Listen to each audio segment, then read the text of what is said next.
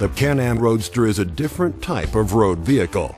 In this section, we will show the distinctive features and operating characteristics.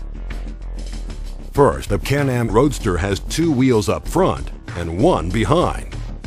This 3-wheeled Y configuration provides greater low-speed stability than a motorcycle, and when stopped, it is more stable than a motorcycle. But 3 wheels are not as stable as 4, so it's not as stable as an automobile. So don't think that you cannot tip or roll it. If you make extreme maneuvers or strike uneven surfaces or objects, your vehicle may tip or roll over. It's also possible for you or your passenger to fall off due to hard turns, acceleration, braking, or impacts. The CANAM Roadster is equipped with an electronic vehicle stability system, or VSS. It helps maintain stability in some specific circumstances, but like any similar vehicle technology, if you push beyond its limits or intended capabilities, you can still lose control of your vehicle.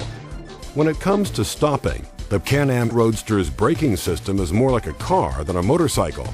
You stop by pressing down on a right side foot pedal that brakes all 3 wheels simultaneously using an anti-lock braking system, or ABS, and an electronic brake distribution system, or EBD.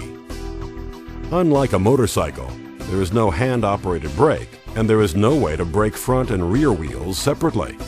If you are a motorcycle rider in the habit of squeezing at the handlebar to stop, you will need to practice and become proficient with your brake before getting on the road. That's why you must keep your feet firmly planted on the footrests while riding. This way, you can also operate the foot brake quickly when needed. To steer your CANAM Roadsters, always steer in the direction of the turn. Do not counter-steer as it is done on a motorcycle. Unlike a motorcycle, your CANAM Roadsters cannot lean while turning. So if you're a motorcycle rider, you must learn again how to turn. Maybe it sounds obvious, but in fact you must practice until you become proficient with this action of turning the handle in the same direction you want to go, no matter your speed.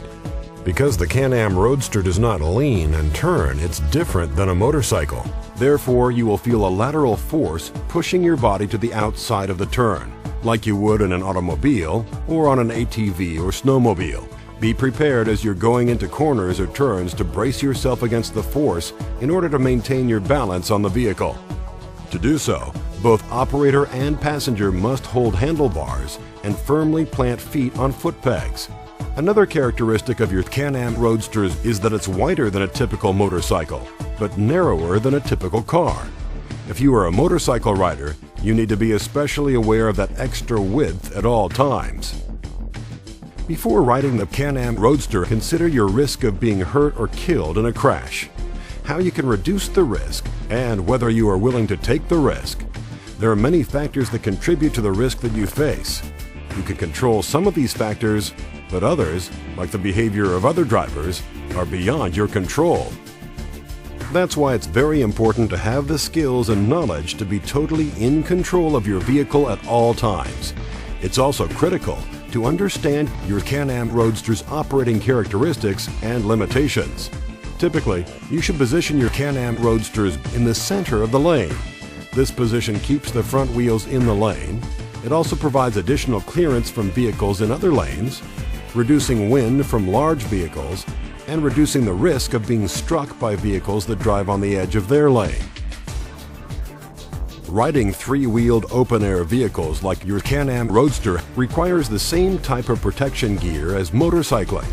In the event of a crash, protective gear may prevent or reduce injuries.